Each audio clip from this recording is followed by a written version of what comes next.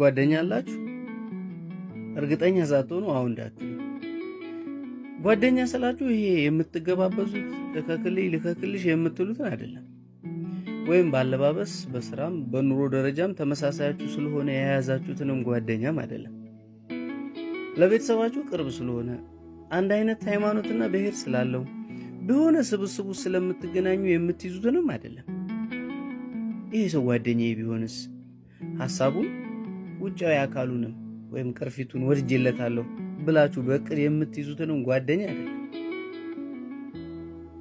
እኔ የምላችሁ ስትደሰቱ፣ ስትከፉ፣ ስትገረሙ፣ ሲደብራችሁ ወይም በየትኛው ሁኔታ ላይ ሆናችሁ ስለሆናችሁበት ጉዳይ በነፃነት ስታወሩት የሚገባው ብትቀባጥሩም ብትነዛነዙ ከነምናምኑ እስከ ጥግ ብሎ የሚሰማችሁ እንደ ስራ ሳይሆን በደስታ የሚያደምጣችሁ በዙሪያችሁ